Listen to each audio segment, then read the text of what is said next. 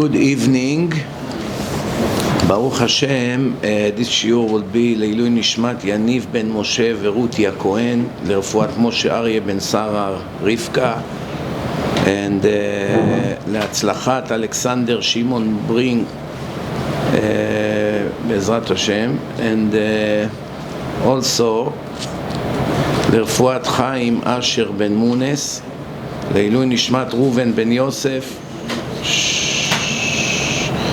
להצלחת ירדן בת רחל, הדר בת רחל ולירון, יעקב ששון בן דינה, and also לעילוי נשמת הפלא יועץ, רבי אליעזר בן רב יצחק פאפו, זכותו יגן עלינו, was very big chacham in Bulgaria, that someone that was very inspired by his book. Every year, if you remember last year, he also sponsored a lecture for לעילוי נשמת פele Yoetz. בעזרת Hashem, on the next shiur, I'm going to say maybe a few words of divrei Torah from his book. The book called Pele Yoetz, he promised in this book that everyone that will learn in his book, he will do everything he can to protect him in Shamayim, in the upper world. That's right there, a great incentive. Right there is a great incentive to learn his great Musar book. It's very interesting that in Bulgaria we used to have few giant Chachamim, among them Rabbi Yosef Karo, Shulchan Aruch, before he arrived to Israel. Before that he was for many years in Bulgaria. However, we have a joke that over the years it's not that easy to make Baalei Tshuva that are Bulgarians. Very hard. So we made a joke that every time I'm able to make a Bulgari Baal Tshuva, I say, you number 7, you number 8. But they also laugh. There was no, in recent generations, there's no Torah there. Romania, Bulgaria, some areas, Jews were totally lost there. Baruch Hashem. Top. This time I'm going to talk about the parsha that is coming up on Shabbat. Usually I like to talk about the parsha after we read it, but I already spoke a lot about it in LA. I had a Shabbaton there. I went to Los Angeles on Thursday. I came back last night. And I had a great lecture on Thursday night. Then I had a Shabbaton with hundreds of people. They took a hall 2 blocks away from the shul because it was a Friday dinner, much like a big event. And then on Shabbat morning, and then Shabbat afternoon, after Mincha, Suda Shlishit. And then Sunday I gave another lecture last night. Not last night, the night before. Sunday night, also very nice lecture. And there's nothing makes me more happy that every time I go to a place, I see all the Baalei Tshuva of the last visit or the one before. This upcoming parasha, Parashat Vayeshev. As you know, last Shabbat, Vayishlach Yakov Malachim el Esav. Yakov sent angels to Esav, preparing for a combat. Maybe I have to fight for my life. Maybe if I bribe him and give him some gift, he will change his mind. I'll pray also to Hashem. I'll prepare in all 3 ways. How do you prepare for a war? The Torah say, you give the enemy some kind of a gift to ease their anger. Maybe they'll agree to make a peace and save their bloodshed. At the same time, you beg Hashem with tears and cry for help. And you prepare full force for the combat. You don't sit and count on a miracle. You don't count on your strength. That's why you have to cry and to beg. And you still have to give the goyim something, because usually when they get a nice gift, their anger towards the Jews will be reduced 20, 30, 40%. There could be enough to avoid the war, for now. Sometimes the anger is so high that it won't even help. You saw that it helped. Esav came with an intention to kill Yakov and his family, and in the end he hugged him and kissed him. So what happened in the end? A revolution. You come to a war, and in the end it was a peace meeting. After that, Esav is telling Yaakov, let's be together. Let's stay as one family. Esav. What does Yaakov say to him? You with your soldiers, with all your people are strong people. We do not want to stall you behind. We have women, children. We walk very slow. You guys probably wants to move forward. It's not going to work. And what does Esav say? What does Esav wants to be with Yaakov? Yaakov is doing everything to get rid of him. Who can tell me why? Bad influence on the children. Imagine the children of Esav come to the children of Yaakov. Hi, you want to see my iPad? What's this? You don't know what it is? Abba, look, my cousin here is a moron. He doesn't know what an iPad is. Where are you from? I'm from the yeshiva. What is it, yeshiva? We sit and learn. Oh, it's boring. Why don't you come with me? We go hunting. Bow and arrow. You know how I shoot? You want me to show you how I shoot? No, it's no joke. It's exactly how it was. With the exception of the iPad. Whatever the game was at that time. You got the point. They are hunters. They are nothing to do with Torah. Yaakov is shaking. The faster I get rid of him, the better it is. From here you learn that even if you have your brother or your sister and they are secular, and you are religious, and you have religious kids from yeshivot, and they want to come spend time by you for a few days, you're not allowed to agree. You got to be very careful. You do not ever expose your children to secular kids, even if they are your nephews, even if they are your own children from first marriage. You were secular, you had kids that are secular, you got divorced, 5 years later you became religious, 5 years later you got married, 5 years later you have now few kids, your kids are 15, 16 from first marriage, they want to come spend time with you. Your children are in Talmud Torah. What do you think will happen when the brothers would meet? It will be a death sentence for your holy kids. They're going to start looking up to their older brothers. They're going to start talking to them about sport, and about the movies, and about their job, and about what they watch, and start telling them about the world. Do you have a girlfriend? He doesn't. It's not the child's fault. That's how they raise him. They raise him like a non-Jew. He's 17 now. He has some girlfriend with earrings over here, piercing everywhere, tattoos. You know, smoking grass all day. You see these people everywhere you go in America. Now he is going to come to be with his young brothers and sisters from a mutual father. 2 mothers, but they have the same father and the same last name. We are brothers. Oh, nice to meet you. Hi, what's up? Comes like this. How you doing, bro? Abba, what is he saying? What language? You're laughing, huh? Do you know how many cases like this I have every week?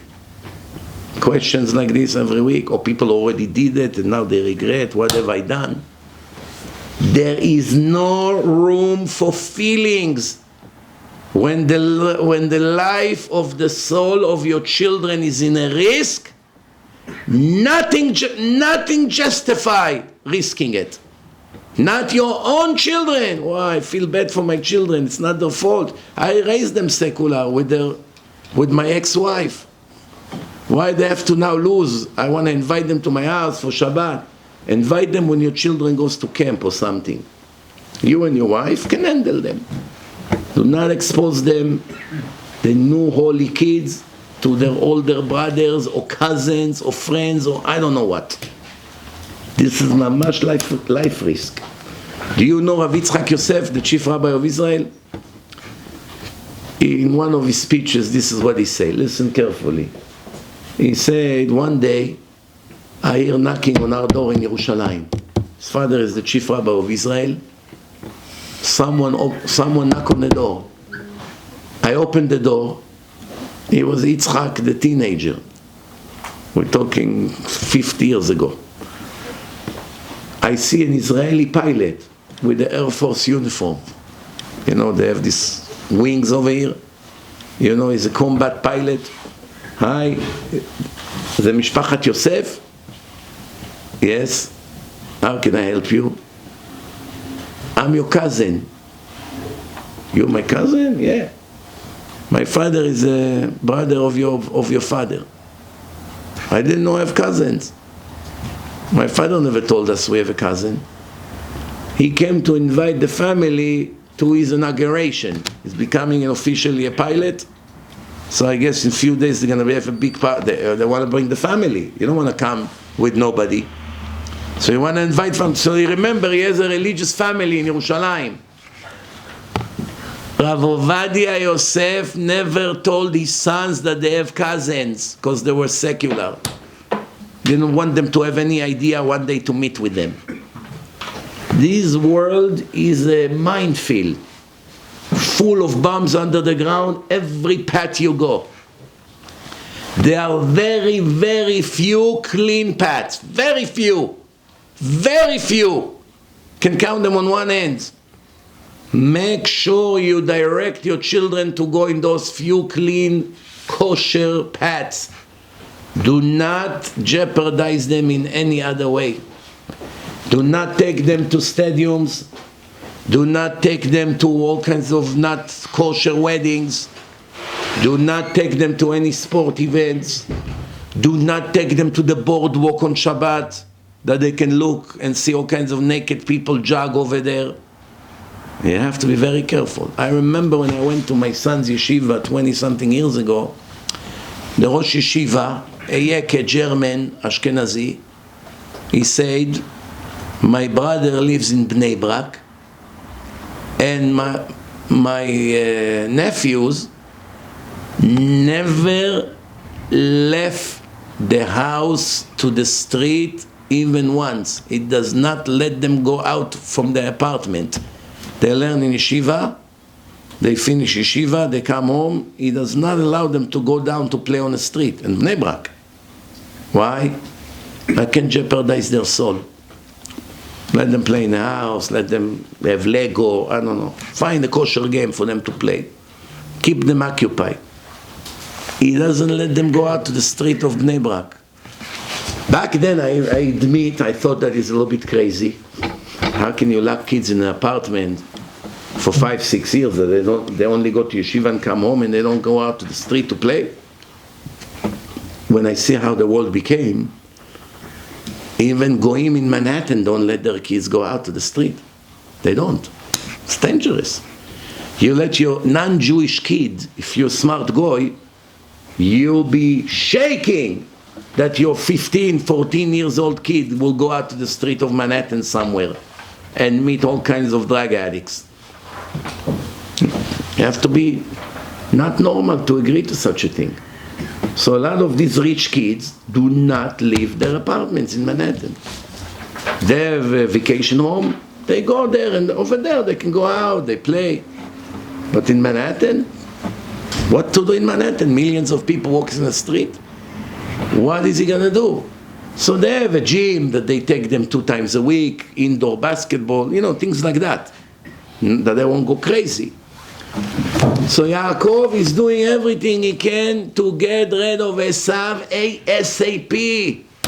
Esav is kind of begging. Why? Let's finally, after all these years, we have an opportunity to catch up.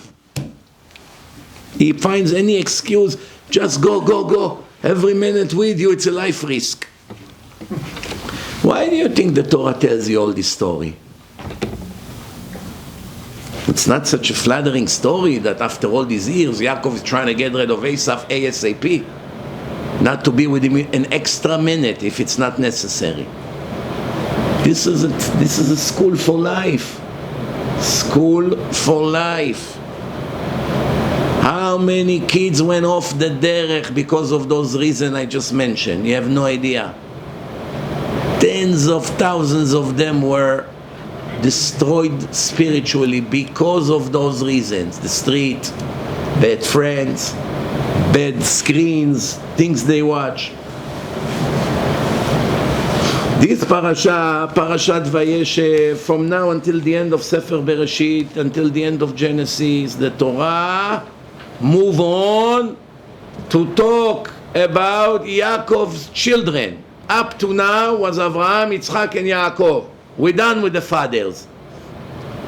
Now we move on to Yosef, the brothers. Yaakov becomes secondary now from now on. The stories highlight Yosef. Why? Because the Torah is a school for life. It's teaching you about the danger in life. Before the story of Yosef sold to the Arabs, to the Ishmaelim, the Torah described the background of this cruel story, this horrible tragedy. As the background, the Torah described the hatred of the brothers to Yosef and the jealousy, who was growing daily. Why? The father made him a special outfit. Handmade. You know, it takes time. Handmade to make. It's not like today. You go to the tailor, give him some money, and the next week is ready. They're doing it on their own. I remember when my mother's friend, every time used to go to their house, they used to have those two things, and they used to knit sweaters. I used to have sweaters that were homemade. Who makes sweaters today? It was a hobby. You know how the women used to sit like this with a roll, with a ball of wool, and they used to do it. Crochet. Crochet? Crochet. Crochet? Crochet. With N in the end? Crochet? Crochet. Crochet. Here. You see, after 30 years in America, every day I find at least one new word that I never heard before. I find many words that I already forgot about, but there's always at least one word that I never heard before. Baruch Hashem.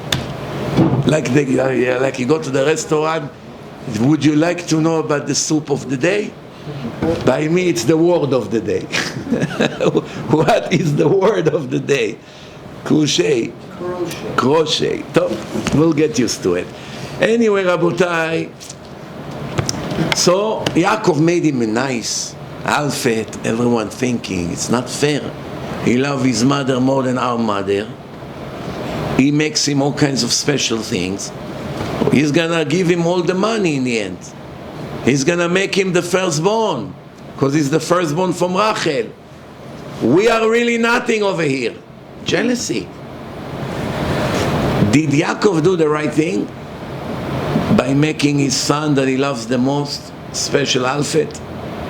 That was a critical mistake. The Gemara said the Chachamim criticize Yaakov Avinu. Can you believe it? Just show you how authentic Judaism is. The Chachamim writes in the Gemara, they blame Yaakov for us going to Egypt to the slavery years. Because of this outfit that Yaakov made Yosef, we had to go to Egypt and suffer there so much. Because they got angry, they were jealous, they threw him in a pit. And then they sold him to the Arabs, who took him to Egypt. And then there was a hunger, and they ended up going to Egypt to buy food. And the rest of the story, they had to move there. So technically, if Yaakov would never make him the outfit, most likely they wouldn't throw him in a pit, because they wouldn't be jealous. Is it true or no? What do you think? The answer is nonsense. Nonsense. Of course we would have to go to Egypt. Why? First Hashem told Avraham, way before, 200 years before, Bebrit ben Abetarim, Hashem say, you know, your children will be slaves in a country that they do not own. That means it had to be. So why the Chachamim are telling us that Yaakov made a mistake by making him the outfit? Because of that they had to go to Egypt. There was the cause. There was the cause. But before the cause, there was a reason. That means it was already written in a script. That means it must happen. How will it happen? There are hundreds of ways. Now Yaakov, he has a free will. He has an idea to make a special outfit to his preferred son. Hashem said, that's it. That could be the reason. That could be the reason why they're going to end up in Egypt.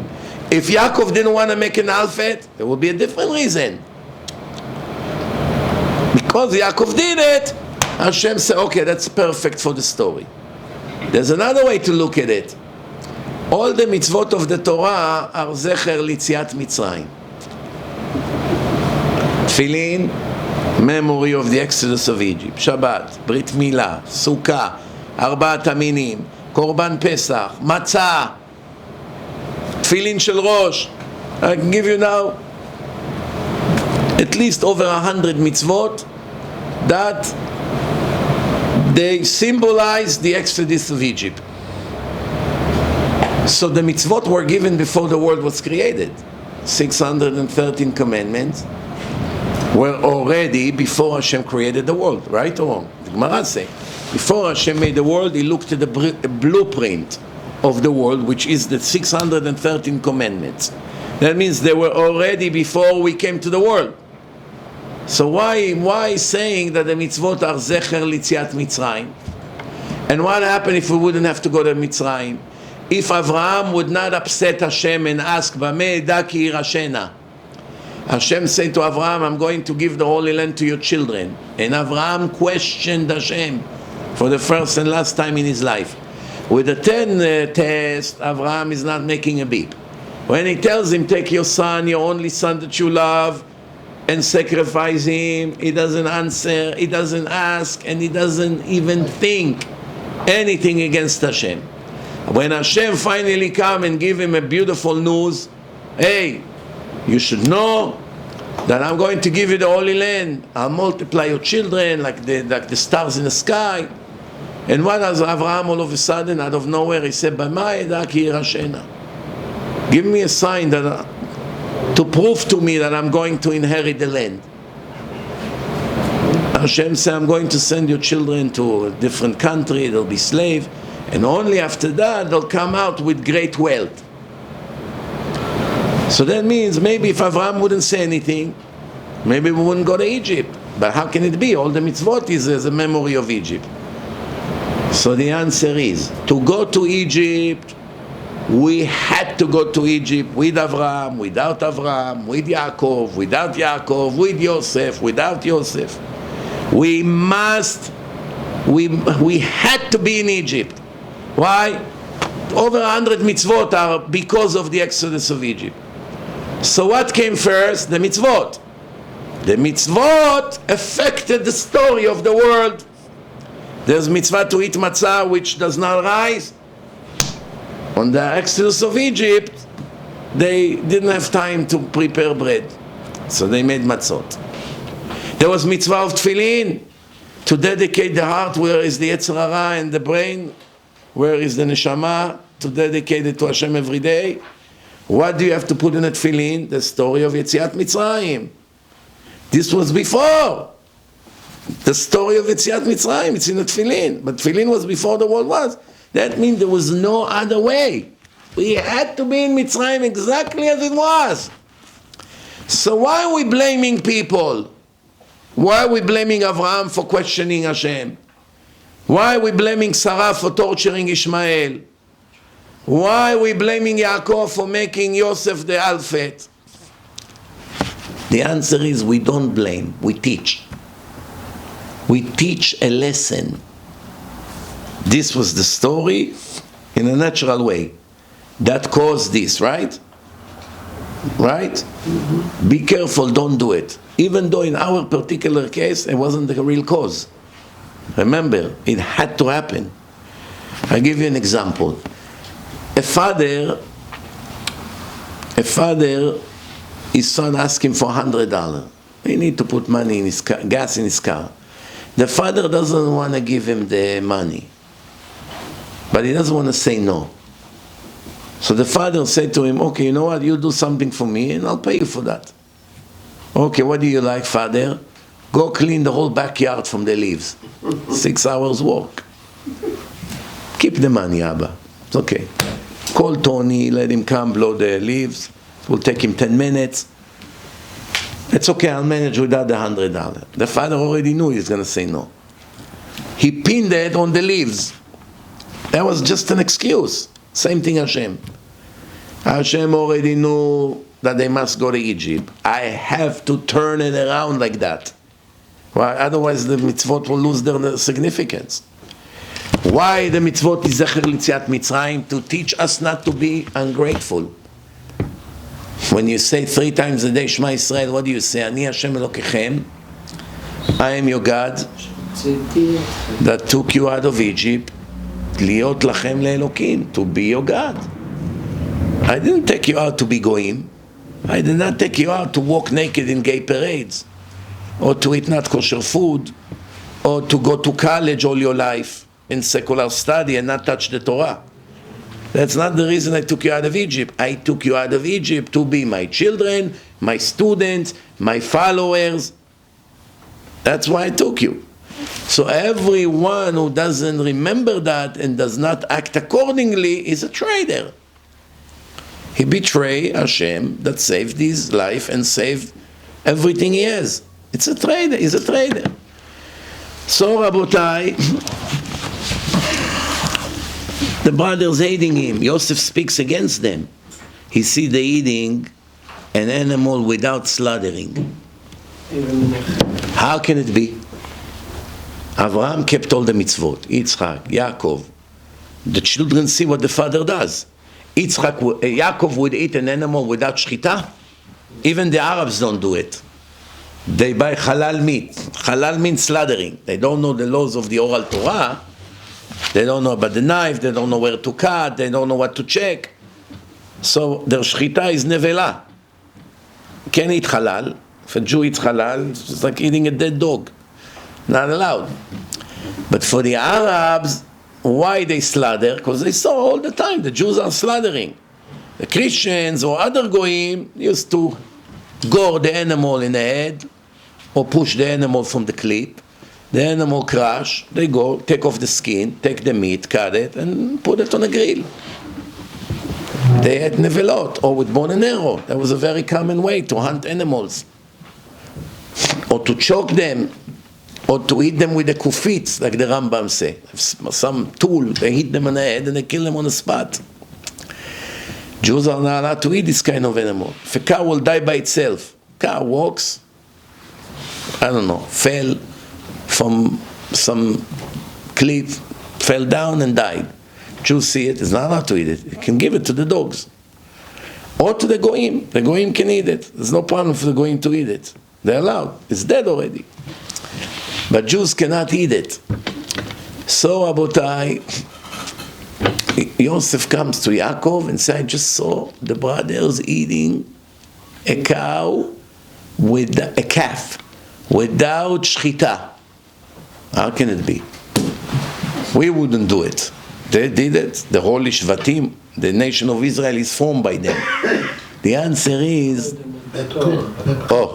they ate a calf that is called Ben Pkuah. Ben Pkuah. What does it mean, Ben Pkuah? You slaughter a pregnant cow. Cow is pregnant, but you don't know. Cows look very fat, so you know. Sometimes even a woman can be pregnant and you don't know that she's pregnant because she's already 300 pounds. So now she's 330. Nobody see. If she's a very skinny woman, I don't know, 150 pounds, immediately you see after 3 months that she's pregnant. But if she's already very, very overweight, it's going to be very hard to know. Sometimes, I remember one time, my mother had a friend, and she gained a lot of weight in a 3 months period. So everyone came to her, Mazal Tov, Mazal Tov. Mazal Tov for what? For the baby, Bezrat Hashem, should be healthy. She was so offended. We are so stupid sometimes, it's crazy. You know how you go sometimes with a friend, and he's only 10 years younger than you, or 5 years, and they come and say, who's your son? And the person thinks, he looks that old? My son, he could be my father. Or a person that looks older and his wife look very young. She kept herself. So they come and say, oh, very nice of you, taking care of your father. That's why I tell all these fools, include to myself, better not to talk. Hi, who is this gentleman? It's my husband. Oh, very nice to meet you. What are you jumping to conclusion? Especially in Las Vegas. It can be her grandfather. With the cowboy hat. You know, we come to Las Vegas airport, you come out, a wave of impurity comes right to your face. You begin to smell the prostitution over there, and the wicked people in the airport, and all the noise of the casino. Run, $25. Everywhere. In the airport. Gas station. You just come out of the plane, casino. Yeah. First time I was there, I was shocked. See all these old men in their 90s, 80s with this cowboy hat and jeans and boots, walking hand to hand with a girl 20 years old. It's legal over there. Such a filthy place. That's it. So, Rabotai, they saw that, so when you slaughter the cow, you didn't know the cow is pregnant. So you begin to remove the skin, open the stomach, all of a sudden, a little calf comes out, still alive. This calf, you don't need to slaughter him. You disconnected him from the cord of the mother. You can kill him, eat him and kill him, and make steaks out of him. You don't need, or you just cut him anywhere you want. Doesn't have to be a kosher shchita. Why is it? Because he counts like one organ in the mother's body. Why? Because he cannot live on his own. The only way he was alive inside is thanks to the mother. So it's called in the Gemara, Ubar Me'i Imo. Yerech Imo, sorry. Yerech Imo. Yerech means like the leg of the mother. Ubar Yarech Imo. You look at him like he's the kidney, or he's the leg, or anything. If he was born a minute before she died, or you come, you see the cow is dead and the baby is outside. I can't take a risk now. Maybe he was born before she died. He needs shchita.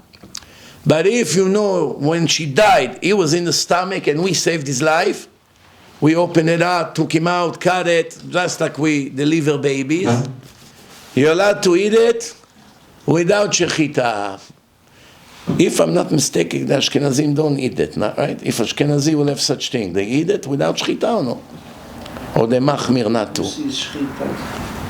Who sees? No, I just wanted to know.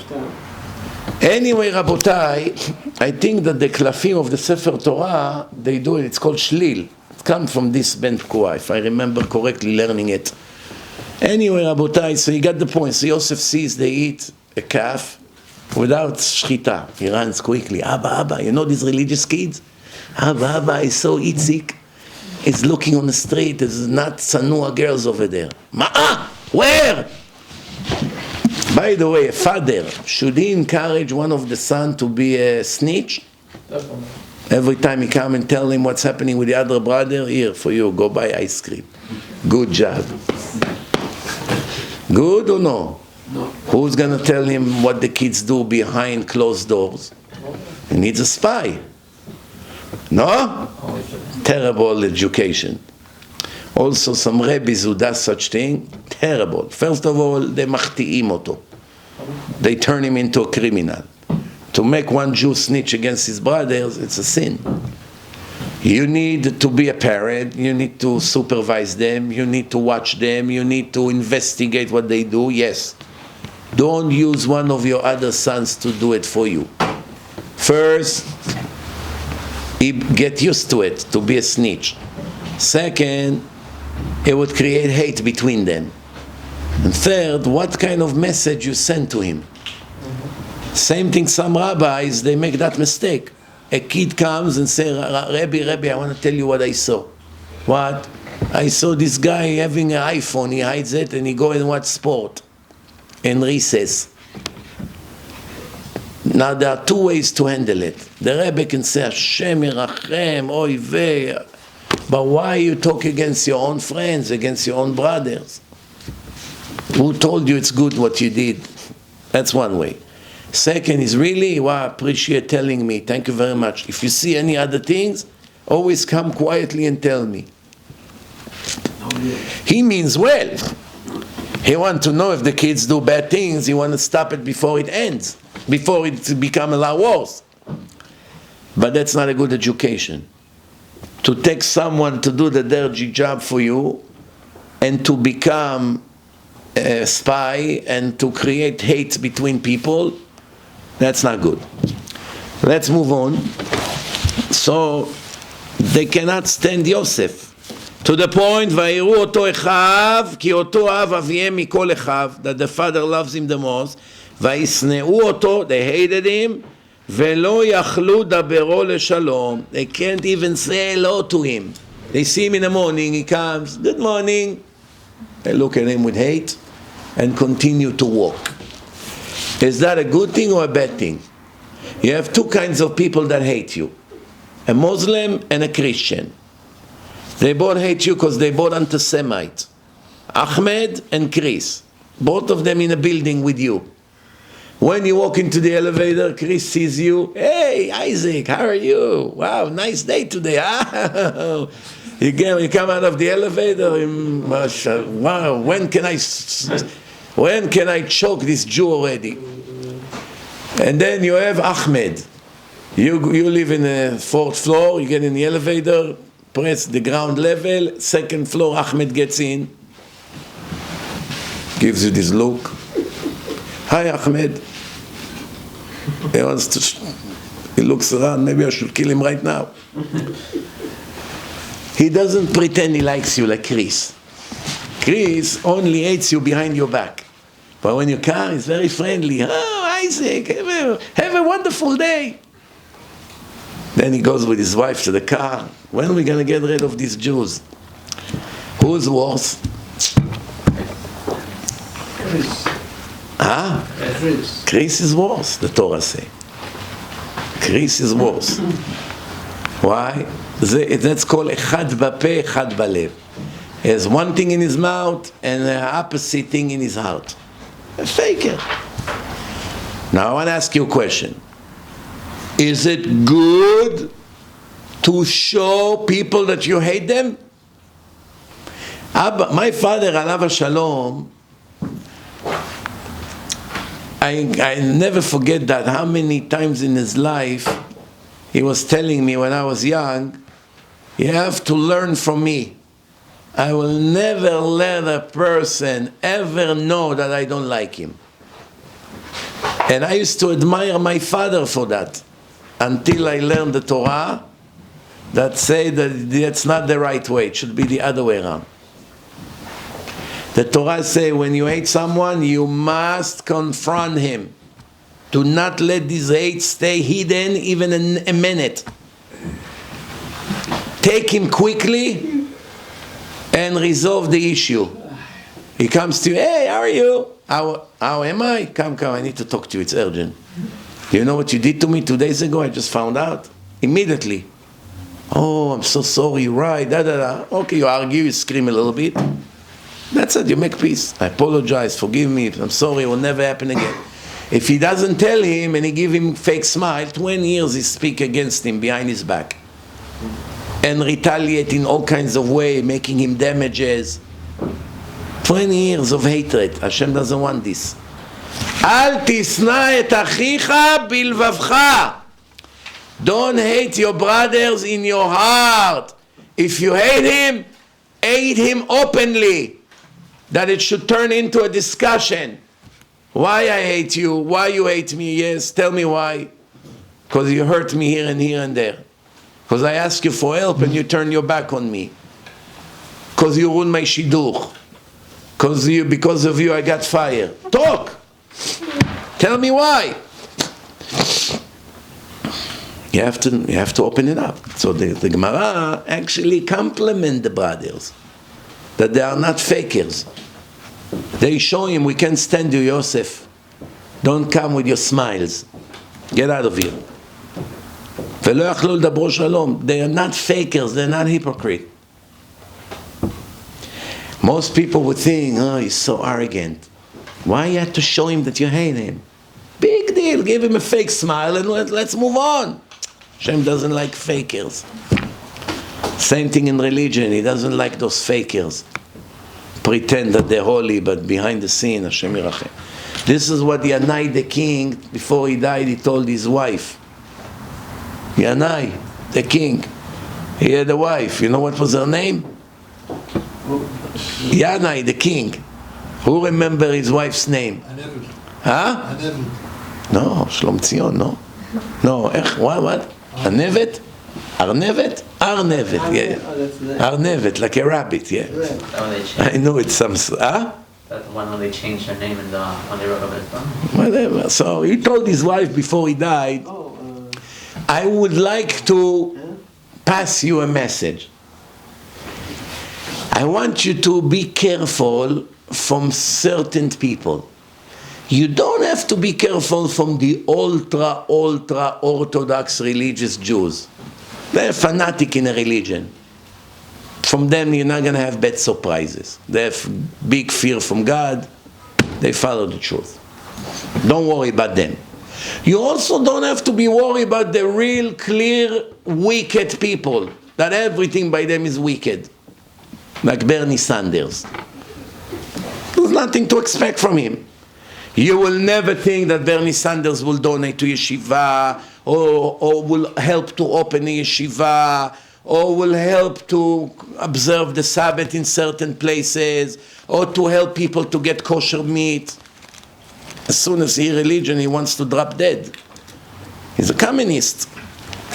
So someone like Bernie Sanders or Yair Lapid or all these people, there is really nothing to expect from them. Therefore, you don't have to be on a guard, because you know no good will come from them.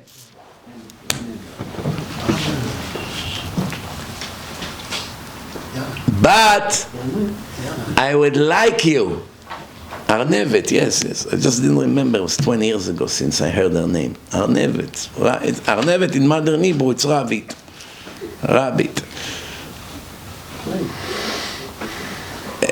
So Yanai said to his wife, you don't have to be careful from the ultra-Orthodox religious fanatic people, and you don't have to be careful from the real wicked that on the open commit all the sins of the Torah.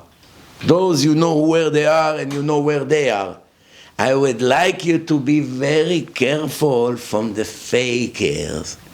50% Orthodox, 50% Goyim. Those are the biggest danger. Rav Shalom Shvadron Zatzal, the speaker of the previous generation, at least by the Ashkenazi world, maybe in the whole world. His speeches was like electric. You know electric? How you feel the electric in the air? You got too close, you get electrocuted. His voice was scary. You feel like your neshama is shaking when he was giving his speeches. Solid, ashkafa, not an inch left or right. In the league of Rav Avigdor Miller, Rav Bravda, Rav Ben Zion Abba Shaul, all these big tzaddikim, you know everything will always be by them according to the book. No surprises. In his speech, when he talked about Leah walks on the street, when she walks by the yeshiva of Shem Va'ever, the baby wants to come out. She continued to walk half a mile later, there is a place of idol worshipping. The baby wants to come out again. She got so scared. Lama ze anochi? Why would I need life with such a baby? She ran quickly to the chief rabbi of the generation, Shem, the son of Noach. In his yeshiva, Shem Va'ever, that's where Yakov learned for 14 years. They learned the divine laws. Immediately she ran to him, Kvod Harav, I must talk to you. I'm very, very worried. I have a son that is very confused. He's modern Orthodox. When I pass by the yeshiva, let's go learn the Daf Yomi. When I pass by the baseball field, he also wants to go watch a game.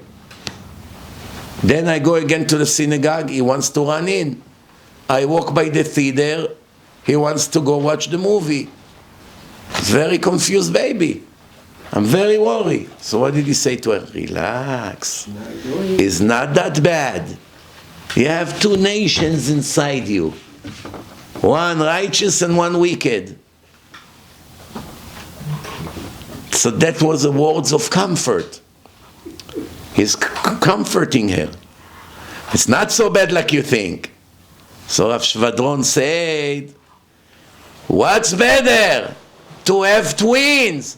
One Bachur Yeshiva Tzaddik all day with Gemara, running to learn all day, and the other one complete Chiloni, Mechalel Shabbat, Ochel Trefot, an atheist.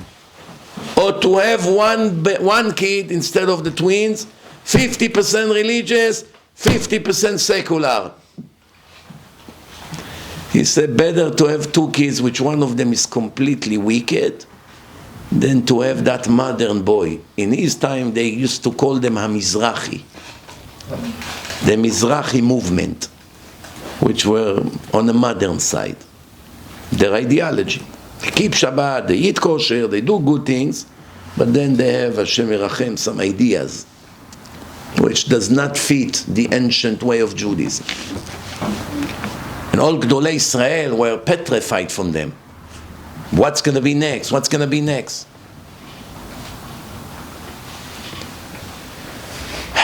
Today, Baruch Hashem, many of them became very religious.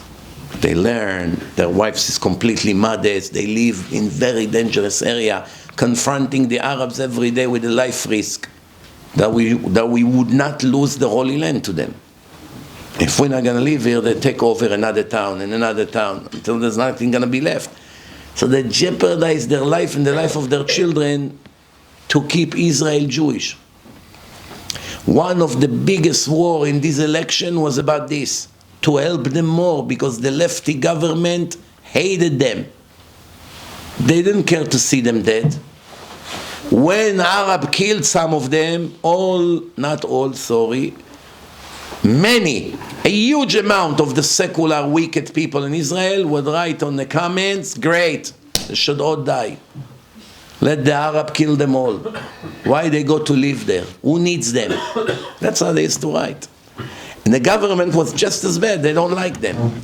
Now as a new government, they are big supporters of them. They came from them, some of them.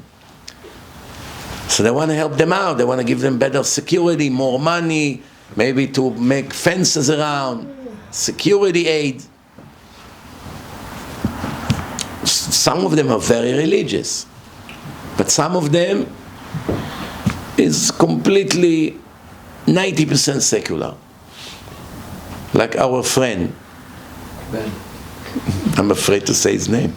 Maybe I'll find another reason. Huh? He doesn't know me. He doesn't know you, but he knows me. Do you know actually that the actual lecture that he's talking about, that I spoke about him, was in Monday night in Queens, in English. You had to see how these lefty channels, within minutes, translated a 2 minutes video to Hebrew. It's not easy to translate. Put it inside the film. In 20 minutes. From the minute how they find those. I have, 6,000 lectures, which are 2, 3, 4 hours each, right? So here and there I speak 2 minutes about this, 2 minutes about that. When I want to find what I talked about, people ask me, do you know this clip, from what lecture you took it? No idea.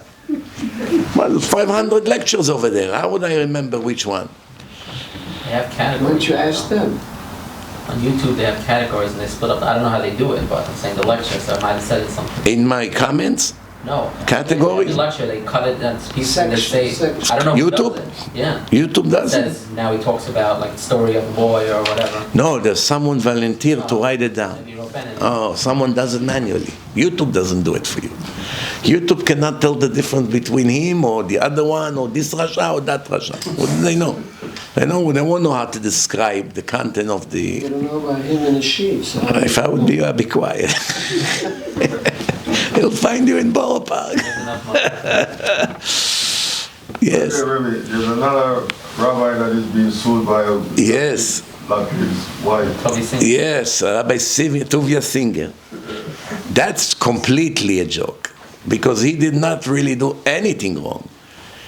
Why? Because he saw a video of the head of the Christian missionaries speak in a convention in Israel and saying to the audience, by the way, I have wonderful news.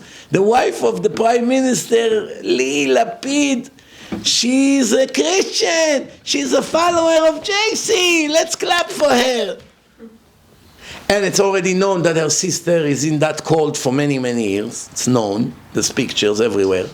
So this missionary told the audience that she's a follower of JC. And Rav Tuvia Singer used that clip to talk about it, because he's a #1 fighter against Christian missionaries. So yeah, and by the way, I saw the video that he talked about. He didn't say it as a fact. He said that if that's true, what he say, we have a very dangerous development here. The wife of the Prime Minister of Israel becoming a Christian missionary. That's all. Is a Christian. So now all of a sudden, after about 2-3 weeks, which she didn't talk, all of a sudden she realized a lot of people talk about it. She got nervous. She sent him a lawsuit. In a logical world, the judge should throw her and her lawsuit out of the terrace. But remember what I told you an hour ago? The judges are hostiles. They're allergic to people that look like him or me or any other religious person. If you are a Muslim Hamas Qadi, They love from freedom of religion, Mustafa, how are you? The liberal gay judge. How are you, Mustafa? Kif khalak? I learned for you some Arabic word, Mustafa. Comes the chief rabbi of Israel, Rabbi Yosef. Mr. Yosef, they don't say rabbi. Mr. Yosef, cut it short and to the point, please. We're not interested in Shiur Torah over here. That's how they do. No joke. No joke. Hard to believe.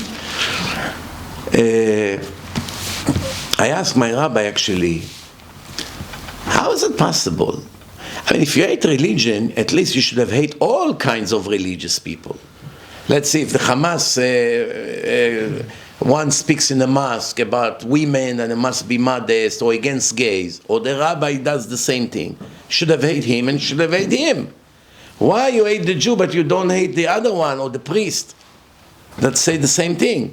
If you ask a priest to give a speech about the abomination parade, he will speak strongly against it. It's going against God. You ask the Muslim, he will speak against it. They accept both of them. Freedom of religion. But if a Jew would say it, you're forcing your religion on us. Hey, brother, calm down. I'm only trying to make a point. No, I'm not your brother. Get angrier. If you tell him, hey, brother, Achi, ani lo achicha. You have to see the monster come from their face. Scary. Scary, mamash. I'm telling you, such racism. So I asked my rabbi, where is the logic here? If you hate religion, you're an atheist, they raise you as a communist or whatever, then you should have reacted the same against all religious people from all countries in the world, right? Jews, non-Jews. He said to me, זה הכל המאכלות האסורות. They eat non-stop trefot, non-stop non-kosher meat, and non-kosher fish, and non-kosher shrimps, and not kosher chicken, and lots of worms in their lettuce, and broccoli, and everything they eat. In an average day, if they eat 3 meals, they can commit in one day maybe 50,000 sins deoraita in one day. If they eat Caesar salad, let's say, it's, I don't know, 20 different leaves of ladders. Each one of them have hundreds of green, tiny, microscopic worms. They eat the whole salad, hundreds on each leaf, multiplied by 10 big leaves that they chop them. Right there is like maybe 1,000 to 2,000 sins right there, and each worm is 5 sins from the Torah. So if you have 10 leaves and each leaf have, let's say 100 worms, tiny ones, with a magnifying glass, you'll see them all crawling. Or you put them on a white sheet, you're going to see a lot of green dots after that. Tiny. You have to come with a magnifying glass to see how they move like this, you know. You swallow them by hundreds. What a delicious Caesar salad, chef. Your masterpiece. Protein. Anyway, so 100 on each leaf, multiplied by 10, it's 1,000 worms. Each worm is 5 sins from the Torah, 5,000 sins the Oraita in one Caesar salad. Imagine if they're on a diet and they eat it 3 times a day. It's right there, 15,000 sins per day. Per day. The Oraita.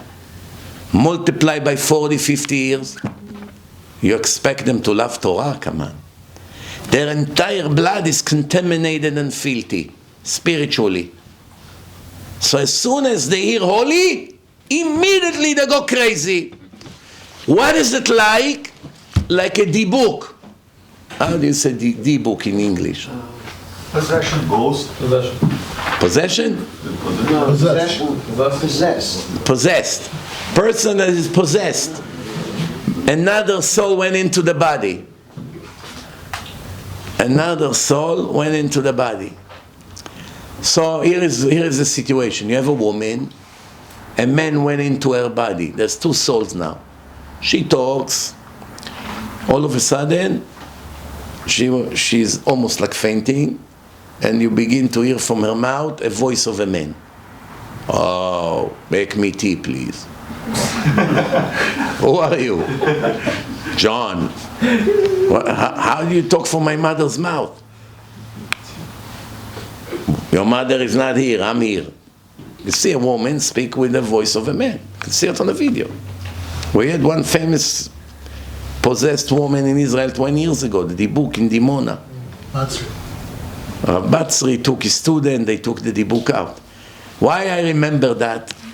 As soon as they told the woman to start reading the Tehillim, right? Psalms, when they started to blow the shofar, and they started to scream, "Tze tameh, tze, get out, you impure rasha, get out, wicked, get out, wicked." And they went with the shofar, and she started to read Tehillim, Yoshev Beseter Elyon. That's the mizmor that take out ghost out of person's body. 91, 90? 91. Huh?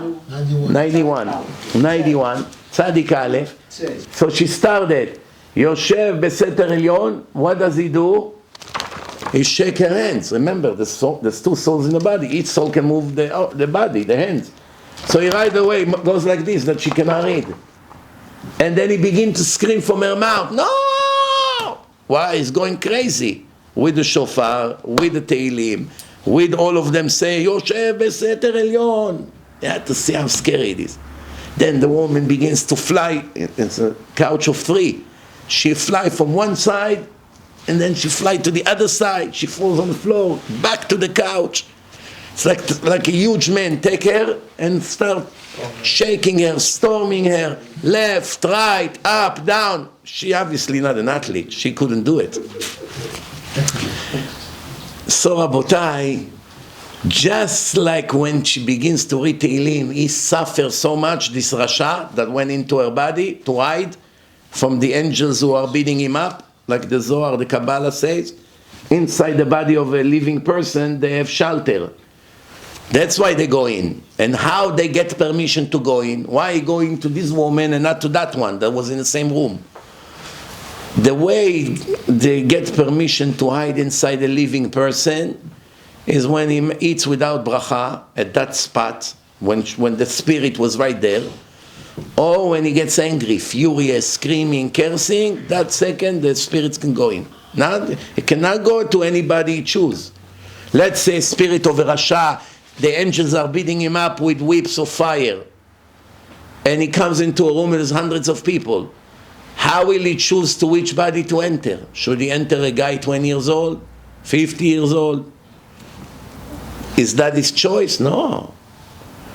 Those who deserve to get such a thing is getting permission. In a time of the Chafetz Chaim, almost 100 years ago, there was a famous DIBUK by a girl, 12 years old. A rasha went into her body. And Chafetz Chaim sent his student, Rav Elchanan Wasserman, Hashem Yikom Damo, he was murdered in the Holocaust. So he took with him a lot of students. They went to that place to take out the DIBUK from this girl. And they asked him to enter the horse. There was a horse there. And after he came out of her body, he went into the horse, and the horse died. But when he leaves the body, it's dangerous, because he can kill the person. It depends where he comes out from. So we asked him to come from between the flesh and the nail of the toes. That in case there is a damage to the organ, the small toe will be damaged, which is the only parts in the body that you can live without. You have 4 big toes, okay, the little one may not be as active. It's not so critical. There's a lot of rules in it, it's no joke. And plus, it's very dangerous, because if you come to take out a spirit from a person, Chas v'shalom, he can enter into you. Remember I told you the story of what happened to the guy that came to my house for Shabbat and started to speak against Rav Ovadia Yosef? Do you remember that or no? My brother-in-law, married to my sister, he's a very good guy. Israeli Iraqi Jew. He met against great midot, nice person, everyone likes him. Very good heart he has. He has a brother, also very nice guy. Not as good as him, but also very nice. That brother has 2 friends. He went with them on a trip. They went to Thailand, you know, Israelis. After the army, they like to go. So when they came from Thailand to America, he knew me, his brother, from all the lectures. Plus, I even gave lectures by him, by his brother. So he already knew me. And one of the 3 guys was a parachuter, Israeli from the army, and they wanted to come to me for Shabbat. They want to come for Shabbat. Okay, please come for Shabbat. Friday night we sit by the table. We have guys from the yeshiva, we have other guests, we have these 3 guys. One of them was a real arrogant guy with such chutzpah, you never saw in your life such a thing. As we speak words of Torah in the table, every word I say with Rav Ovadia Yosef, he begin to attack him and insult him like he's his friend or something. I say to myself, where is this idiot came from? The other 2 guys are nice and polite. They feel very uncomfortable. What is this crazy guy is embarrassing us here? So they try to tell him, hey, calm down, what are you so angry? Give respect, you're in the house of a rabbi, Friday night, you're embarrassing us. You don't like him, go to the room, you don't have to listen. You know what? You both of you are losers. He got up, throw the chair like this, push it back into the table, and went to the room. So my brother-in-law's brother told me, I'm so sorry, I never saw him behaving like this. I don't know why he hate the rabbi so much. Rabotai, in less than a minute, 2 minutes maybe, the most, he went to sleep. He lay down in bed. All of a sudden I hear from the room, he doesn't stop. We all jumped. The room have to go from the entire hallway to the end. We all ran to the room, opened the door. I see him sitting on a bed, his 2 hands holding his neck like this. His eyes became like tennis balls. And he goes like this. Left, right, left, fast. Left, right, like this. The guys wanted to come help him out. I said, don't touch him. Remember, I learned that the spirit can go into you. Don't touch him, be careful. It was going on for maybe 20-30 seconds, and then it stopped. After it stopped, it took him a minute to catch up the breath. Like this he was. You okay? You okay? Cannot answer. What happened? What happened? I don't know, something black came and choked me. It was a demon. Choked him almost to death. The first word the guy said was what I was dying to say. I was keeping my mouth shut. The friend told him, you see what happened when you speak about the holy Rabbi Ovadia Yosef? Now I want to ask you a question. What do you think happened 6 months later? This story ended right there. The guy felt bad about what he did.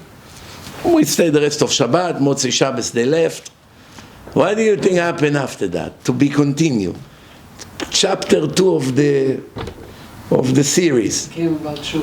6 months later, I go to Israel. I go to my sister. What's up? How's your brother? Good. How is his friends that came with him to me? You want to hear something? That guy became Baal Tshuva. And he has a group of few Chilonim that he teach them halachot of the Ben Ish Chai. He's Iraqi. Now he was very proud that one of the biggest rabbis in history maybe was a Ben Ish Chai. Oh, he's Iraqi, Baghdad, patriot.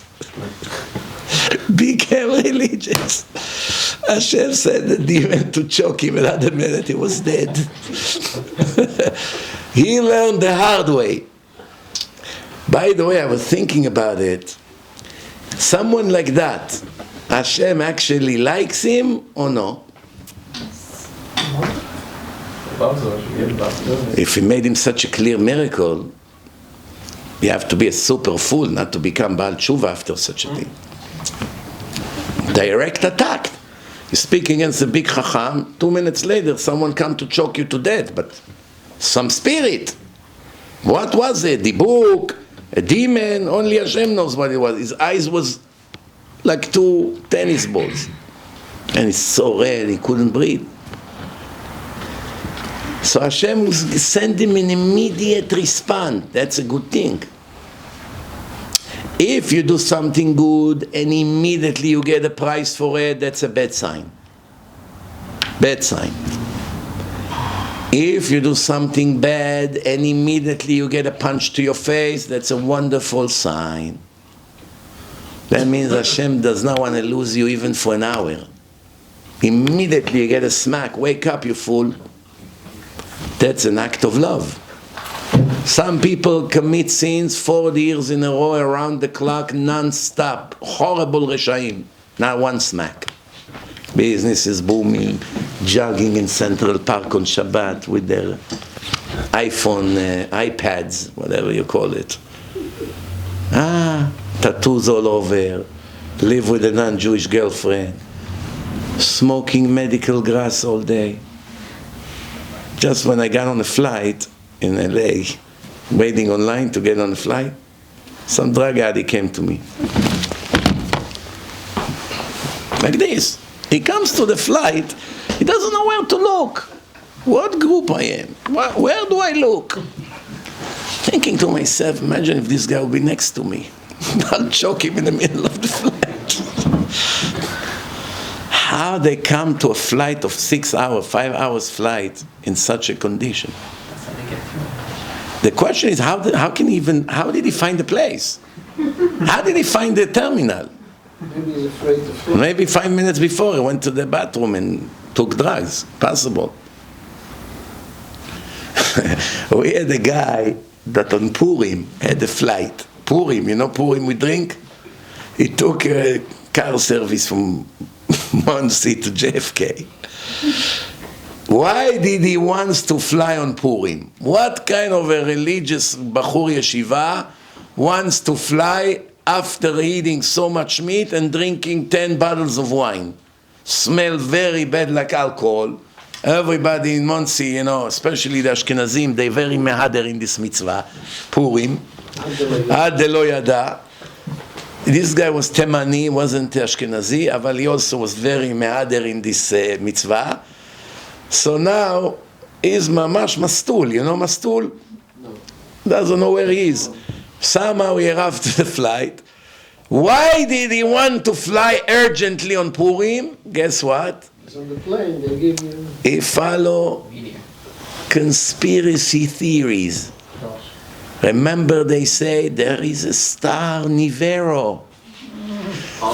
He's on the way to eat the earth. The estimated day that he will eat the East Coast will be on Purim. Purim night, meaning... So he made himself a flight to escape out of New York. Look, see if you have a stupid guy that does it. Well, okay, no, you're not surprised. There are people like this, dumb like a shoe. But this guy was really smart. In Gemara, he's smart. Even smart people begin with these conspiracy theories, garbage on the internet. It drives them crazy. I think it's a punishment from Hashem that, oh, you're afraid of this, you're afraid of that, you're listening to this fool and to this liar and to this fake video. That became your new Torah. Hashem takes away their wisdom. There's no other explanation. All of a sudden, the next morning I see him back in the yeshiva. What happened? I thought you escaped from Nivero. So don't ask, what an embarrassment. I was sitting already on the flight, sitting on a plane. They came to him, security, sir, you have to come with us. Imagine this, one looks at you at the flight.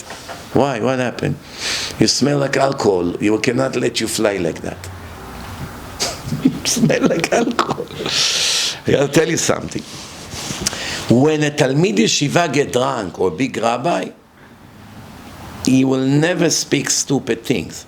He won't get on a chair and jump like a monkey, make his wife die from embarrassment. You know, these guys in a wedding, he gets up on the table and dance and throw things and insult people. When you in Am Haaretz, your brain is empty of Torah and only nonsense you have in your head. When the alcohol goes in, the nonsense flowing out. When you're full of Torah and a lot of alcohol goes in, what comes out? Torah. Torah. You talk like a robot, like a machine gun. So definitely he wasn't doing anything stupid. I asked him, what did he do? Did he attack anyone? Nothing. I was just sitting like this, very tired from Purim. But I had smell of alcohol. I guess the person next to me complained. I don't want to sit next to this guy who smells like this for 11 hours on the way to Israel. They threw him out of the flight. I said to him, you see, you have to die with all of us. Today he has yeshiva in the north. He made himself a yeshiva. He's a great guy. If you hear the story, you think, oh, who is this fool? No, smart guy, good guy, everything. A lot of, wine of Purim. But believe in Nivero. Oh, you see, there's a star. It's about to hit us. Even if it would miss the earth, the debris will knock out all the buildings of Manhattan. There's going to be a tsunami. Rabotai, before we finish, we have a few more minutes. The Gemara says, Vayeshev Yakov. Yaakov wants to sit in peace now. What? The Gemara says, Bikesh Yaakov lishev beshalva. Yaakov said, okay, listen, I'm getting older. Let me semi-retire. Let me rest. What after? I worked very hard in my life. קפץ עליו רוגזו של יוסף. Immediately Hashem sent him a new tragedy. Yosef is missing. The Gemara say, Rashi brings it, צדיקים מבקשים להישב בשלווה. When righteous people want to strike, What are you doing, Rabbi? I retired. I resigned the congregation. I'm 65. What are you doing? Playing golf, going shopping, visiting the grandchildren. What else? Beach. What else? I have a walk. I walk 10 miles in a boardwalk of Brooklyn every day. I volunteer, save Ukraine from crazy Putin. You know what I'm talking about? That you're laughing. Many people, they don't know when I speak and describe all kinds of voices and things. I have someone in mind. So once in a while, someone detects who I'm talking to. Trying to cover it as much as I can. So he got it. Anyway, so, you want to retire? You want to walk on the boardwalk? You want to buy yourself a nice Jeep and go in a Judea and Samaria mountains? You go with a bike. Wow. That's what you want to do, Rabbi? Maybe you play basketball a little bit in the league of the older people. What happened? Listen carefully. Immediately Hashem sends a new problem. Why? You kick your retirements away and go back to Torah and prayers in full force. Why? You have a tragedy now. Tehillim, learning, waking up early for the tefillah. That's it. The retirement will have to wait. Yakov found out Yosef is missing. Poor Yakov. I cannot get rid of my problems. הקדוש ברוך הוא say, לא דיין לצדיקים ממה שמתוקן להם לעולם הבא. Not enough for the righteous people that I prepare them a next world of eternity, that they will sit in peace and quiet and the greatest pleasure you can imagine, as Hashem promised to those who will keep the Torah. אלא שמבקשים להישב בשלווה בעולם הזה, they have the nerve that they want to enjoy this world as well.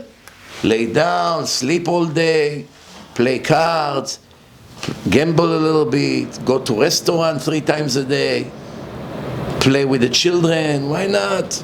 Watching sport. What are you doing? I'm retired.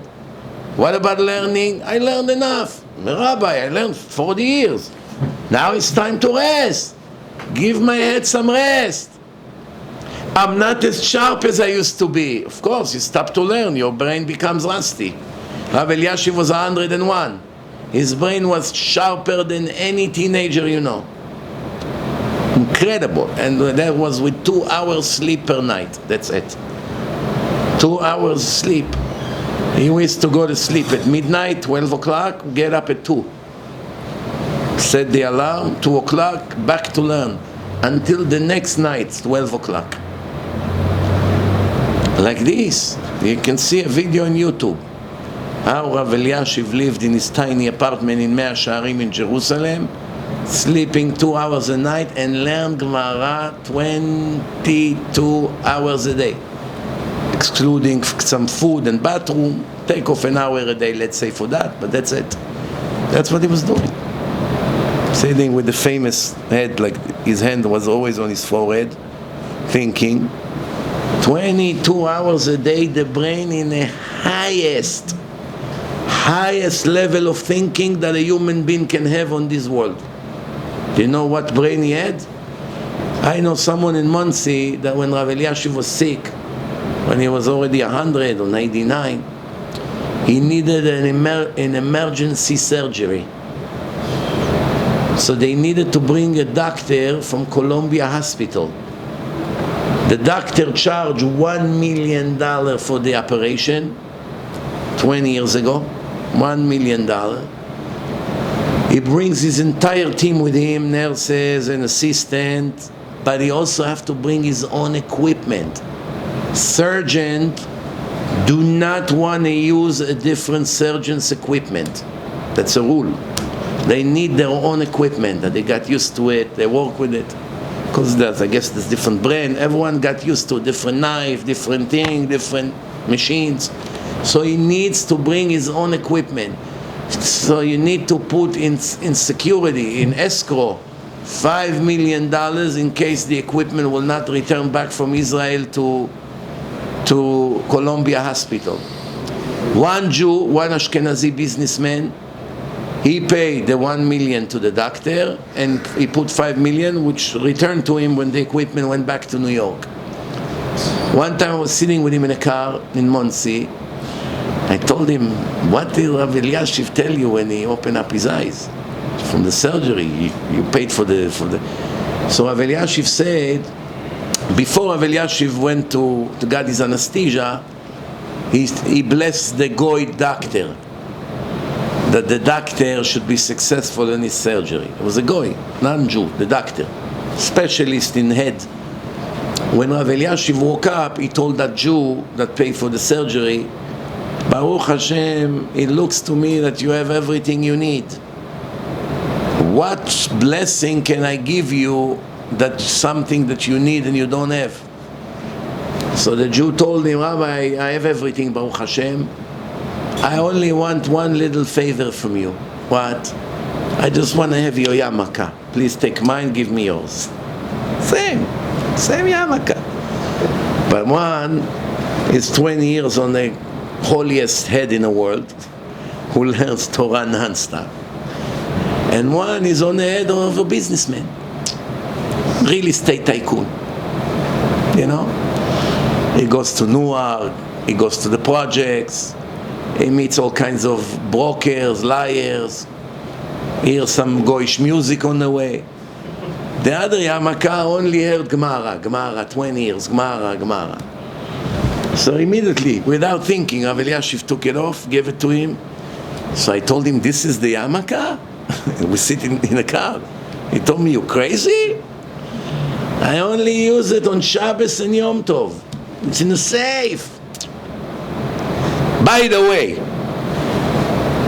if you would put that yarmulke today in the auction, how much you think will be the price of it? Minimum $100,000. You think this Jew was stupid that he asked for that yarmulke? He knew he's going to keep it 30, 40 years. Every day the price of this yarmulke goes up. Goes up. There is a question in Halacha. Grandson of the Gaon Vilna, 6 generations from the Gaon Vilna, has his shoes, old leather shoes from 150 years ago, back then. You know, smell like the old days, like mold. You know, the old leather that was in a humid place, it gets a certain smell. He invited someone to do a job in his house. They saw those ripped shoes. They threw them with a container to the garbage. He sued him now. He wants $1 million for the shoes. He claimed the shoes worth $1 million. The cleaning guy said, it's true, I threw the shoes. I was hired to clean the place. How in the world I'm supposed to know that these ripped shoes that are from the days of Antiochus needed in the house? Of course, you got to put them in the garbage. Now the judge has to decide, does he have to pay for one pair of regular shoes, which is $50 at that time, or he has to pay him $1 million for the sentimental value of the shoes? What's the law of the Torah?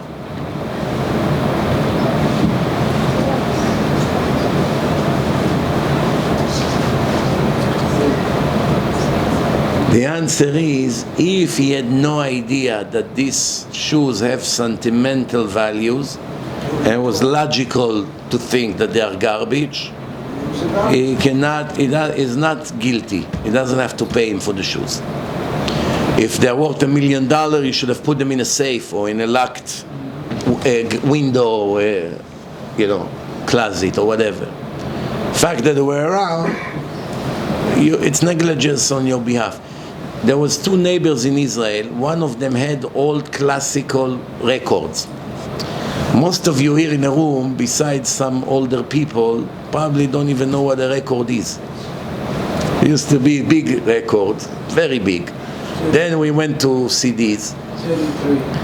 Yeah, and they used to be small records with a hole in the middle, 45. big hole, 45 speed. You used to have a patyphone with a diamond needle, with a little handle. You put it on a CD. I used to have a lot of records, turning table like this. You put it, and it begins to go around. It spins, and you begin to hear the music. Problem is that if you touch the records with your hands, it makes scratches. You have to have a glove or velvet. It's very, very gentle. Me, with my negligence, I used to hold them like this, put them in a bag. After a week or two, you hear. That's what you hear in the background of the music. So then they came up with CDs. CDs, you don't hear. By the record, sometimes there was a real scratch, so you get to the scratch, you say, I want to go, whoop, it jump, I want to go, like this all day, I want to go. Well, it cannot go, it's got stuck. Then when they came up with the CDs, everyone was happy. Wow, Baruch Hashem, the music won't get stuck. But it got stuck. It goes, no, like this. Baruch Hashem, they got rid of the CDs now. What do they have now? Phones. Or USB. They used to have cassette. So one guy had a lot of records. Big one, big square like this. Classical. When they started with CDs and all that, he said, I don't have a patyphone anyway. He took everything out, put them by the street for the garbage to throw them out. After about a month, the son of the neighbors talked to this guy's son. Two neighbors. He said, we are moving out. My father is buying a big house. We're moving to a private home. How you, Avrech in yeshiva, how do you have a house for big house? How you have money for big house? He said, my father found a collection of very old records, and he went to sell them, and they gave them tons of money for that. The boy is coming to tell his father, Abba, you know, the neighbors found a treasure, a lot of records he found on the street. He sold it for millions. Ma, it's my records. Immediately he runs, hey, you took the records from the sidewalk? Yes. It's mine. You threw them out. I collected them from the garbage. It's not yours. It's hefker. Well, obviously I didn't know they were worth millions. It's not much. Why is it my fault? You threw them, I took them, I didn't steal them from you. They went to Bedin. Now the three rabbis have to decide. Does he have to give him the money of the records or no?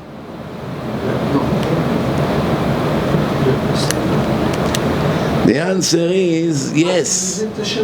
Yes. I'll tell you why.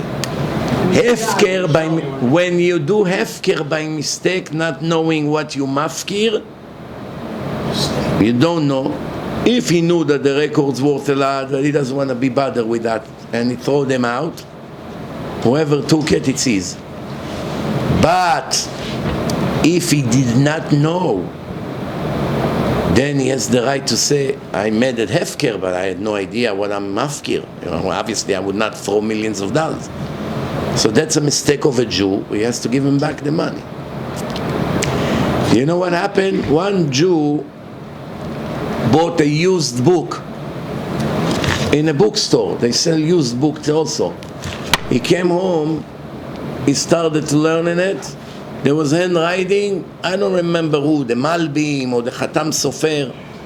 It's a book from over 100 years ago, and has an authentic writing of one of the biggest rabbi ever lived. Worth millions of dollars, this book. So he asks now, he sends a question, does he have to return it to the bookstore? Obviously they don't know what they sold him. It was belonged to them. He doesn't want to steal. I do not want to enjoy stolen money. So a tzaddik, this guy. The store doesn't know about it. He can never tell them. They will never know. But he's afraid of Hashem. He asked, do I have to tell the store that the book that I bought worth millions and they sold it to me for $5? used book. Do I have to tell them that it's worth millions of dollars or no? Or I can sell it and it's mine? What's the answer? We would think that it's the same like the records, but it's not. Why it's not? The person that threw the record knew that he's throwing a record. He just didn't know the value of the record. This guy did not know that inside the book there is additional piece that worth $1 million. The book itself worth $5. But because they are writing of a legend inside, it made an extra $1 million increase. The owner of the book did not know that the written are inside, so he sold it as a book that worth $5. Do we have an obligation to come and tell him you didn't know what you mafkir? The answer is no. Why? It's different than the records. The records did not have any addition to it that increased the value. This is it, and that's what it's worth. And he thought it's worth $5, and he threw the records. So he only didn't know the value, but there was no hidden piece. In the book, there was a hidden piece. They didn't know about the extra. They knew about the book, but they didn't know about the extra. But when they bought the book, the person that sold it to them also didn't know about the extra. Who will sell a book to a bookstore used? Someone will need few dollars. So that means already few generation, it went from many, many hands, and everyone sold it to someone until it ended up in a bookstore. Meaning none of the people over there knew what they are getting. How will we find the original one? We have to find the original one. There's no way to find him. There is no way to find him. It's similar to what happened to me 20-something years ago. I went with my uncle, Alav Shalom, from the Bukharian neighborhood all the way up to Rav Kaduri's yeshiva. Rav Kaduri used to be the oldest Mekubal in the world. It's about 200 yards, but very high hill, very hard to walk, especially to an older man. My uncle used to walk 10 steps and rest. 10 steps, rest. I said to myself, he's in very bad shape. When we came back, I told my aunt, you must take him to a heart doctor. His condition are extremely bad. 2 weeks later, he passed. I saw it coming. 10 steps, he cannot go up the hill. But on the way up, in between that he stands and rests, we had a conversation. I see that they build a big shul on the right side over there, on the way up. I told him, oh, they build a massive shul here. He said, you don't know the story of the shul? I said, no. Well, I didn't hear about it. No. They bought the lot, and they wanted to build the yeshiva, the big building. They need millions of shekels, but they don't have the money. They asked a rabbi, should we dig the foundation, the hole? Well, for that we have money. We can call the tractors, they get all the sand out, they made a nice square, that you should make the basement there and the foundation. Or we should wait until a few years, until we collect more and more and more tzedakah, and then we build the entire building in one shot.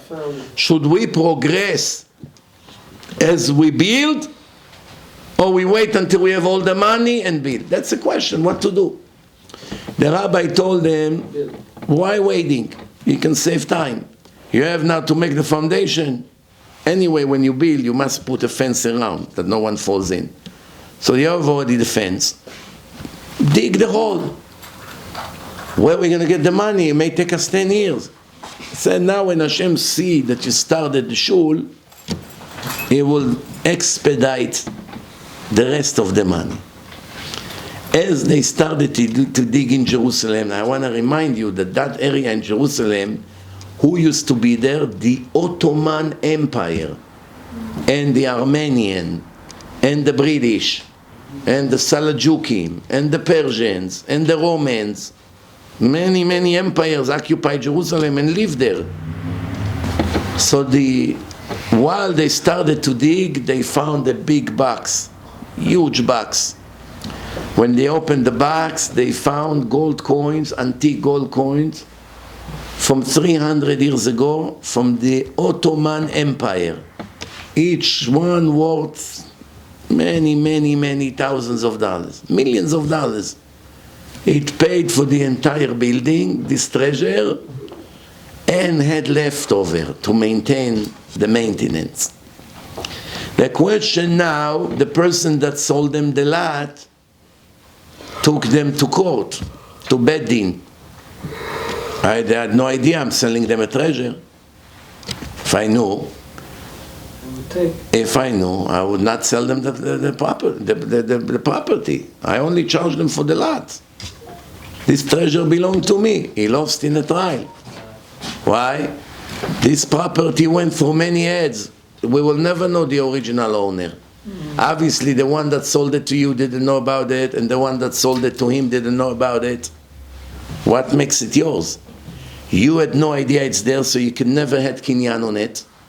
The one that sold it to you never know it's there, so he could not have kinyan on it. So it's like a natural treasure. If someone finds something in the middle of the desert, it's his. Maybe there was a Roman soldier that hid it there 2,000 years ago. Obviously, someone hid it there. But I found it. Some countries, by the way, they have laws against it. That if you find antique coins and stuff, you must give it to them. I don't know what's the law here in America. In Florida. I know one time I went to Avaderet. He said to me, open your hands. He gave me 3 coins. Looked like Israeli shekel now, the small Israeli shekel, but this was from the time of Bet HaMikdash. They found them under the Kotel. Archaeological digging. They found some of those shekels from the time of the Kohanim in Bet HaMikdash. I held it in my hand. Coins from, they're not exactly round, because it's handmade. It's not like today, machine cuts it exactly. So they're a little bit crooked. But the Israeli shekel now is an imitation of those coins, with the shape of the thing. Mamash the same thing, but the other one was probably worth fortune. So you have to know in order for you to gain, and the person that before you and the one before you don't know really who's the real original owner. So therefore the one that discovered it, it's his. What happens if you sell your car and you forgot something valuable in the trunk? Let's say you bought a special jack. There is the jack of the car that worth $20. You bought an electrical one. You put it under the car, you press a button, air pressure. It brings the car up in a second, worth $200. You forgot to take it out. You call up the person that bought the car a week ago. Hey, by the way, I forgot one thing in the trunk. This jack belongs to me, I need it back. So I'm sorry, it comes with the car. I bought it with everything that it's in the car. The stereo, the seats, the lamps, the lights. Everything you installed in a car, I bought it with the car.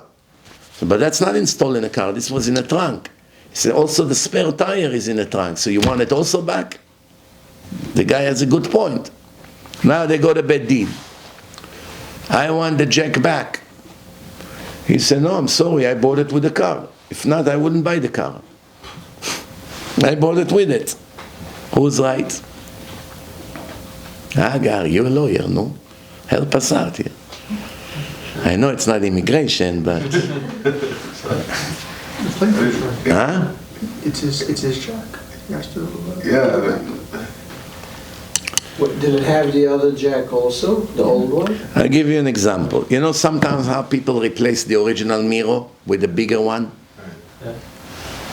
So he comes and say, hey, by the way, this mirror I installed in the car, I want to take it out and put the original one back.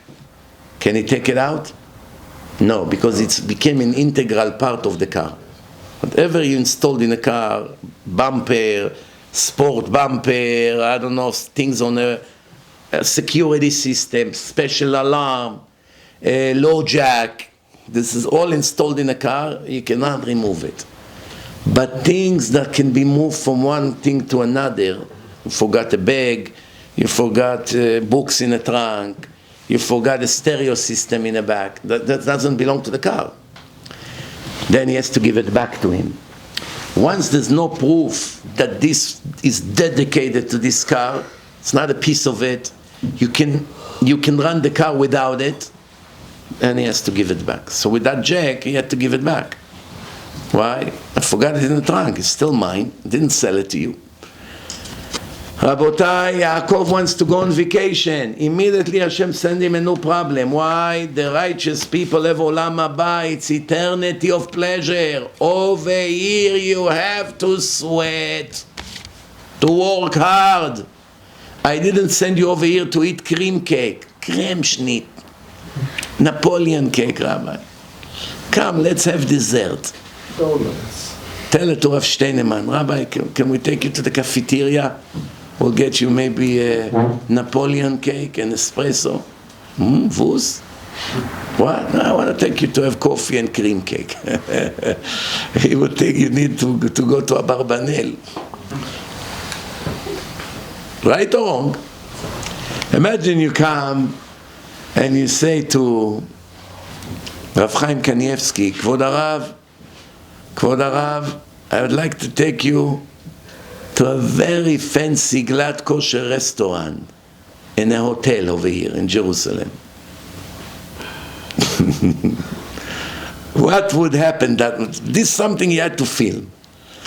We had a guy came to pray with us one time on Shabbat in Monsey, from Israel, from Bnei Brak. Huh? So one guy came, one Ashkenazi from Bnei Brak, he came to Monsey one time and he told us a story. He said, I'm a builder. I went to get a bracha from Rav Chaim Kanievsky. I see mold on the walls. Mold. Green mold. Smells like mold. It's dangerous. I told his grandson, this is dangerous. It's not just ugly. It's dangerous. It has to be scraped. He said, don't get me any problems with my grandfather. He said, no, don't worry. You don't have to pay. Me and my son will come. It will take us a week. We're gonna go scrape it, close it with with sheetrock, paint. He won't even realize we are here. Slowly we'll finish it. No, my grandpa doesn't want any changes here. Don't paint, don't fix, leave it broken. The other way around, they didn't want too much to get used to this world. It's a temporary world. Why investing over here too much? Scratch, broken, missing a wheel. Chair is shaking. Hazon Ish came to Israel. The Jewish agency gave him a metal bed, metal frame, with a mattress, table with two wood chairs, handmade wood. How they used to build the chairs. Very, very old-fashioned chairs that they squeeze like this. When you sit on them, they squeak, they make noises. 60 years he used it. Same table, same thing, everything. Nothing's changed. We have to do renovation. The Hazon Ish wants to go. Maybe he'll find a designer. He can give him a special furniture for the room. Spends most of his life in this room. They don't care about these things. They don't even look at this. If you come and tell him, Rabbi, the chair you sit on for 30 years had this thing missing, he won't even realize.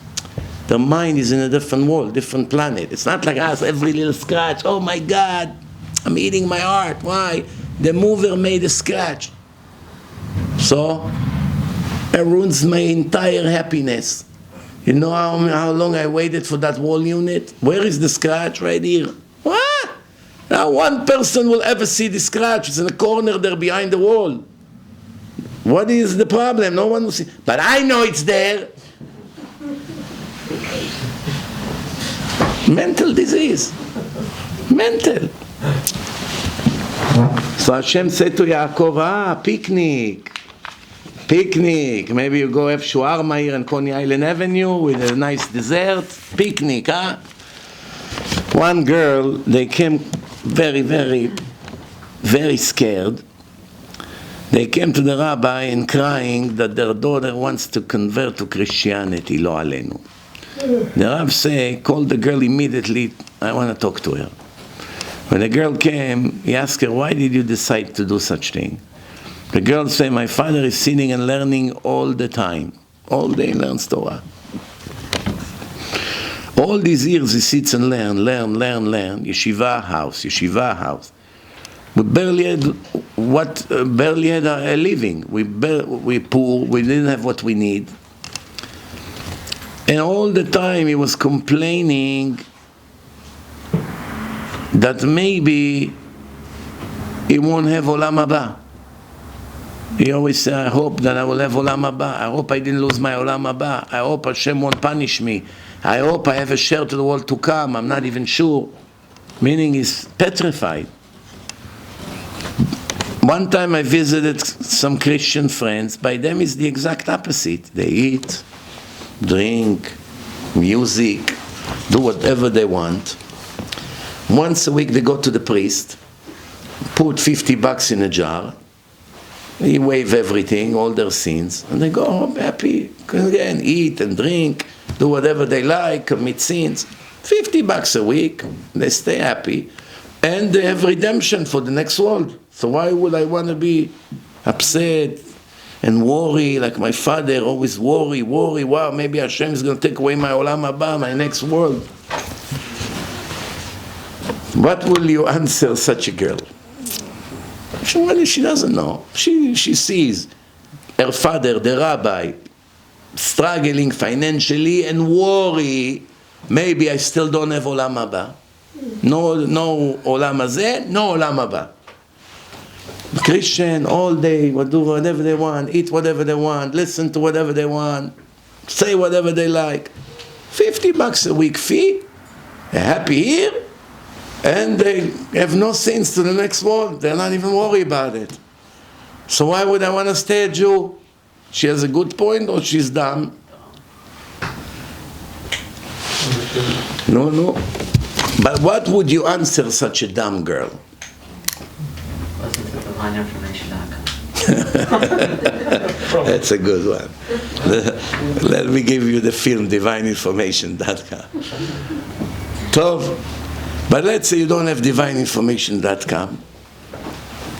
So the rabbi told her like this, listen, when Yakov and Esav were in their stomach of their mom, Rivka, they divided between them this world and the next world. Yaakov is going to get the next world, Esav will get this world. Later, Esav was convinced also that he has a next world. And Yaakov is not even sure that he has Olam Haba. He always worry, maybe his sins made him lose what Hashem promised him. How can we understand such a situation? They already decided, you are the owner of this world and I'm the owner of the next world. Why Esav was sure that he have a next world and Yaakov is not so sure after they made an agreement?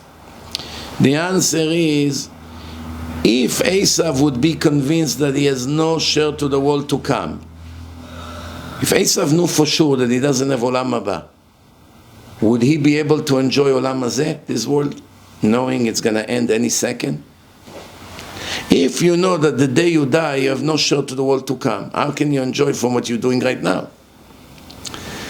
In order for Esav to enjoy this world, Hashem makes all the wicked people sure that they also have Olam Haba, or at least that they one day die and become saint. There's no hell, no kafakela, no punishment, no nothing. Now I can enjoy Olam Hazeh. The Gemara says, Reshaim meleim charatot. עשה עבירה ומתבייש בה, מוחלים לו עוונותיו. Translation, wicked people are full of regrets. It eats them from inside. A person commits a sin and is embarrassed of what he has done. His punishment is waived from the pain and the suffering that he has and the shame for what he has done. When someone come and say that homosexuality is blessing to the world, even though Hashem says it's abomination, it's death penalty, the worst death penalty, and eternal death for the soul. And these people are the most despicable people in the eyes of Hashem. And because of them, Hashem destroys the world. Hurricanes in Dallas now, there's a big typhoon, I don't know what's going on over there. Why? Sleepy Joe signed today about gay marriage. Right away, natural disaster. They did it 2 weeks ago, 2 volcanoes in Hawaii. Very rare, boom, exploded. Evacuating tens of thousands of people from their homes. Why? Hashem cannot stand this kind of behavior. So someone who called himself a rabbi, saying that is a blessing to humanity, you know how angry it makes Hashem at all of us? Everyone hear it and doesn't protest. Everyone that shakes his hand, everyone that pray with him in the same minyan is a criminal. Criminal. How you pray with such a person in the same shul? How do you even want to touch him? This is an enemy of God. And the Torah says if you delete one letter from the Torah, you deserve that penalty for touching the truth of Hashem. If you add a letter or decrease a letter from the divine book, that penalty. What letter? By mistake you deleted Yud. They told you you're missing a Yud. That's okay, the word is the same with or without Yud. I'm not going to fix it. That's that penalty. It didn't change the meaning of the Torah. He comes and twists the meaning of the Torah. The Torah says it's a crime, he says it's a blessing. Do you know what chutzpah you have here? Do you know one Arab in a mosque that will do such things? That will say homosexuality is blessing to humanity? Do you know one Christian Nazi that will say such a thing in a church? Or an Arab Hamas murderer that will say such a thing? Do you know Indian idol worshipper that will say such a thing in his temple over there when he bowed down to his Buddha or whatever? No. People from the community here in Flatbush. 5 lectures are scheduled here in Flatbush. Busha v'cherpa to this criminal who lives over here and invite his low life. What punishment they are going to get for it? And those who promoted and sent the flyer, all of them will be severely punished. All of them. Why? You organize a war against Hashem. Those who don't know, okay, they don't know. They may be innocent. But after we screamed so much about it, and the Syrian rabbis also screamed about it, how can you not know? It was all over. Not just me. Those who listens to me knew what from day one. Those who listen to Rabbi Reuven, which by the way I almost forgot, Rabbi Reuven tomorrow is the opening, the premiere of his Gehinnom film. He worked on it for 1.5 years, invested a lot of time and money in it. That's wonderful news for me. Why? I made one and hid it and never put it online. Why? I was thinking to myself, some people are weak character, it may be too much for them. So quietly under the ground I gave it to some people. But then we, maybe 6-7 years, we didn't make any more DVDs. And so many people write to me every week because they're still listening to old lectures, which I said that I have that film about Gehinnom, and everybody wants to know what's happening in hell. So I say, oh, it's not available. Come on, Rabbi, please, I'll pay any amount. For that, they're very generous. How much? 100, 200 for that DVD? Just tell me. I need it. I said, why you need it? You're already religious. No, I need to get more scared for my sins. So Baruch Hashem, I hope now when this film comes out, you don't need my film. My film was a joke compared to this production. It's mamash like a movie. I saw the preview, music and interviewing goyim that died and saw hell. All kinds of interesting things based on the preview. So now it's coming out tomorrow. He's your Talmud? In a way, yes. I was I had the zchut to mekarev him and his wife when I used to speak in Staten Island. From Wall Street to the stage in a synagogue. There's no limit to how much a person can grow. If he's a man of the truth, he can climb up and up. The resistance from all the losers and fakers and wicked people around has to be. If there's no resistance, it's not from the Yetzer HaTov, it's from the Yetzer Hara. Every positive things you do in the world, you must have obstacles. You must have resistance. When I came up with the first film in a Jewish history, Divine Information, 25 years ago, I went to Rav Stefansky, big Talmid Chacham Tzaddik. I told him, Rabbi, there's one rasha, he fights, he tried to prevent this film, he threatened people not to give it out. He told me, I'll never forget, I'm so happy, אני כל כך שמח שאתה מספר לי על זה. I'm so happy you're telling me this. So, what, you're happy? I cry and you happy? He said, when you came to me last week and you say you made a film that will change the world and prove that Torah is divine and it's working and it's going to be, I started to think to myself, cannot be. There's no resistance. You're going to save thousands of people now and nobody fights. Now when you come and tell me that the guy is trying to stop it, he's threatening, I'm very happy. Now the Satan is really paranoid. That means it's the will of Hashem. If it wasn't the will of Hashem, the Satan will never dare to interfere. The Satan only interfere and try to stop you for doing good things when Hashem is happy from you. Then the Satan comes to ruin it. If Hashem is disappointed and disgusted from you, not only the Satan doesn't stop you, the Satan encourages you to continue. Continue. Very good. You're in the right way. Why? Continue to get destroyed. Continue to make Hashem more angry. That's the job of the Satan. To bury you as much as he can. Be'ezrat Hashem, we'll see you next week. Don't forget, Sunday, it's first candle of Hanukkah. If you want to listen to some good lectures about Hanukkah, I have in my archive. Put in the search box or in Google, Hanukkah, Rabbi Mizrachi, Hanukkah, you're going to have 10 lectures at least. Enjoy them. Baruch Adonai Le'olam. Amen ve'amen.